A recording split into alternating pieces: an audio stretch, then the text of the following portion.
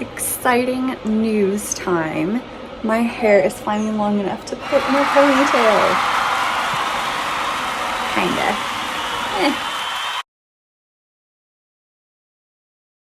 Hey guys, welcome to Short Skirts and Sarcasm. I'm Caroline and I'm gonna try vlogging again.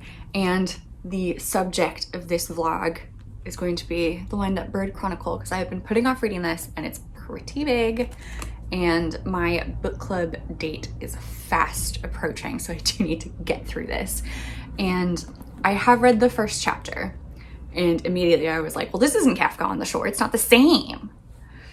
But of course it's not because it's a different book. So anyway, I'm gonna try to at least read for a half an hour and get past chapter 2. And I love the chapter titles in these, like they're so strange. Chapter 1 is called Tuesday's Wind-Up Bird, 6 Fingers and 4 Breasts. And chapter 2 is called Full Moon and Eclipse of the Sun, on Horses Dying in the Stables. So, sounds like there's a lot going on. So I'm gonna see what else is going on besides 4 breasts and dying horses. So I got to page 68, so I read 44 pages, and I made the realization that I am dressed like the book. We match, which is exciting. So I feel much more like settled into the story now that I've read a bit more, and I'm excited to see where it goes because it's already like planting hints of bizarreness and weirdness that is what I really liked about Kafka on the Shore. Because all of the reviews and like blurbs on Kafka on the Shore were like, so bizarre, so crazy.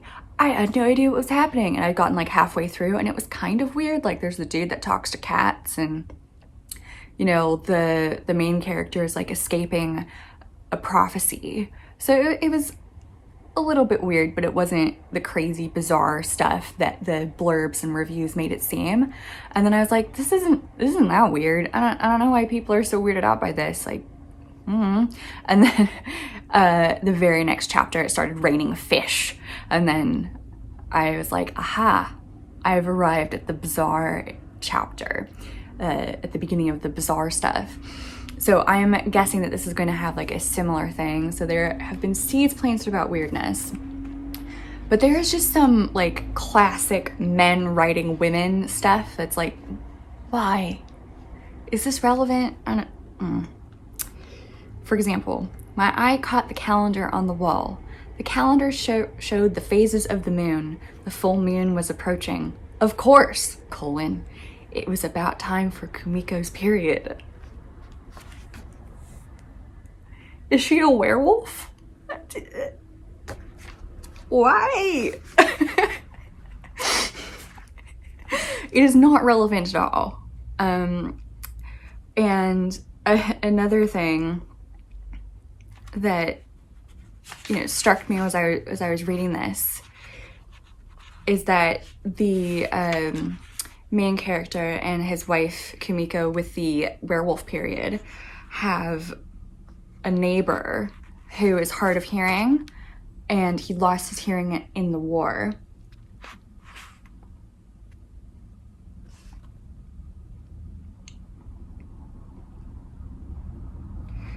And there's like this passage about hearing loss. It's like, I used to wonder if he could hear what the spirits said to him if he was so hard of hearing.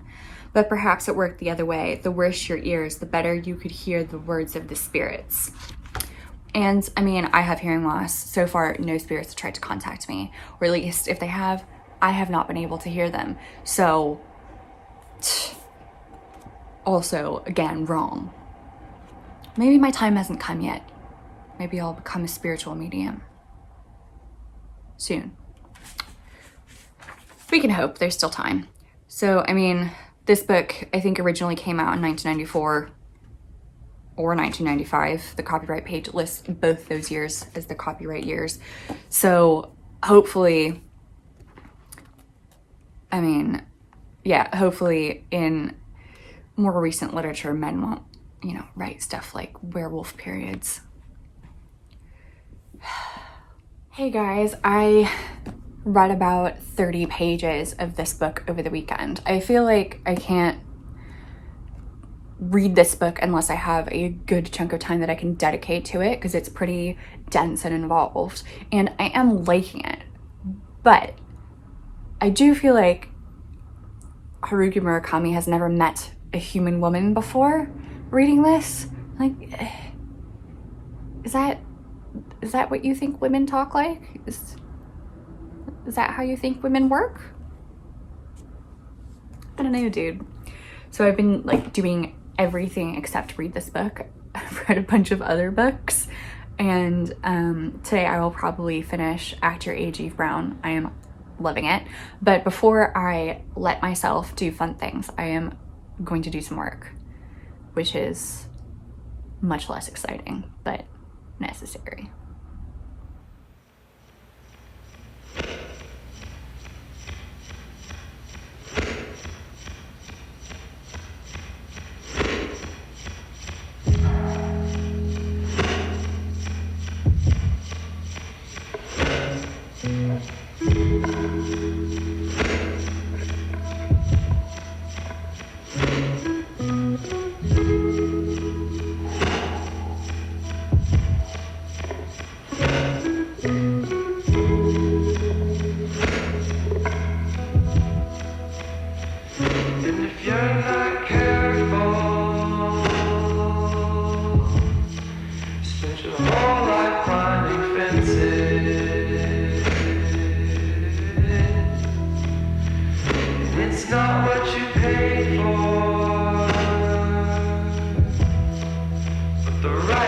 Sees what the left eye can't. Now it's permanent. It's permanent. Roof tiles and thumbtacks. So I have now finished Act Your Age, Eve Brown, and it was delightful. I loved it, and I have rated it 5 stars. I think of the 3 Brown sisters book, Chloe Brown is still my favorite, just because I connect with Chloe the most. So now I can move on to other things, which prior to about 5 minutes ago was the Up Bird Chronicle, like I was supposed to read. But my the Libby ebook copy of The Once and Future Witches has just become available, and because it's in such high demand, I only get 7 days to read it, and it is a chunky book. It is 517 pages. Well, if I want to read it, I'm going to have to get into it right now. So The Once and Future Witches blends like the suffragette movement and witchcraft, and Ashley from Her Frolic Through Fiction read it on her channel before it was published in late 2020. And the book description is: in the late 1800s, 3 sisters used witchcraft to change the course of history in Alex E. Harrow's powerful novel of magic and the suffragette movement. In 1893, there is no such thing as witches. There used to be in the wild, dark days before the burnings began, but now witching is nothing but tidy charms and nursery rhymes. If the modern woman wants any measure of power, she must find it at the ballot box.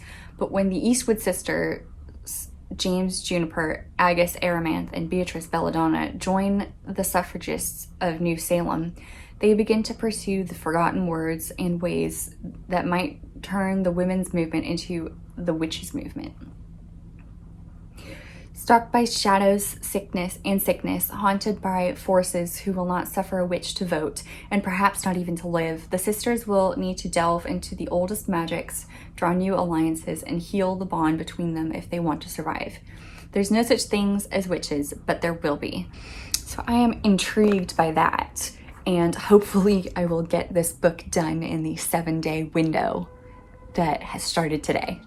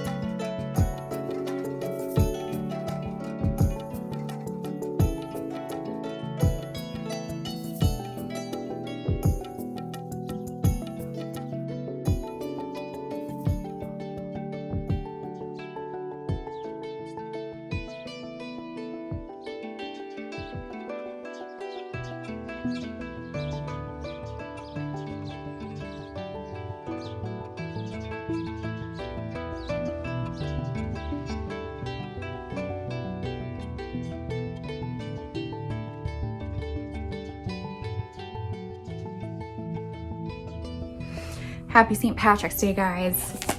This book is nuts. I mean, what? Like, this girl asks the main character if he thinks his wife is pretty, and he was like, oh, it's a matter of taste. What?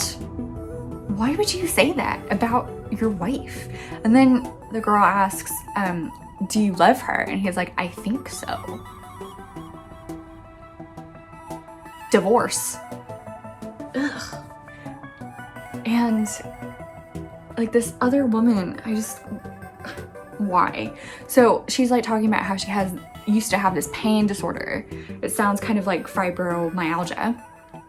And all the pain was just too much for her, and she decided she had to kill herself. So she like drives her car into a wall, but she survives. But the pain disorder is like magically cured, and she's like, well, clearly the the answer is attempted suicide. I'm like, what? What? Who does this narrative serve? Not disabled people. Haruki Murakami also has like an interesting relationship with sex work. And this is something I totally forgot about in Kafka on the Shore, but there was also like some messy writing about sex work. And like the same woman is talking about how she got into sex work, and then the main guy is like, oh, well, how could you have experienced sexual violence if you were a prostitute? Like, what? Like, again, who does this serve? And she doesn't push back on this, like, at all, and neither does anyone else. Like, anyone else with like a prejudice against sex work and sex workers is not going to, it's gonna be like, oh yeah, you're right. Which, no. I got so mad, and so I've made so many notes just about this one thing. And now instead of like being in traditional sex work, she's a prostitute of the mind. Like, what does that mean?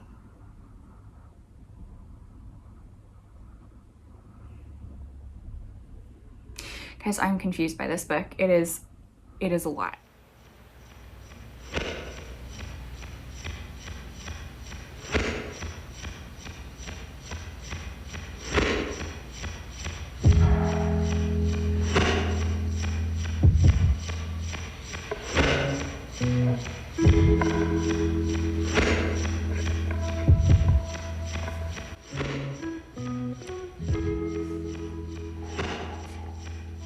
What is happening?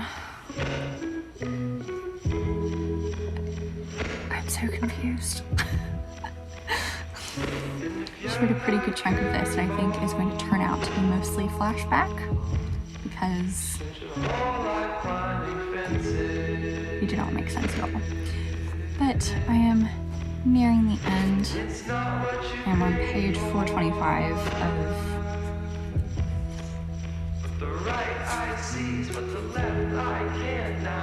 609. So I am going to go to sleep. Hopefully not have nightmares based on this book.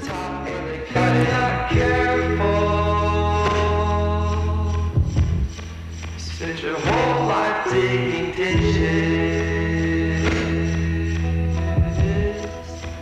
Well, that's not what you signed up for. A jaded heart with some callous palms and the workers' pension. Thought the words now you speak them. Burn the roof from my mouth when I spoke it.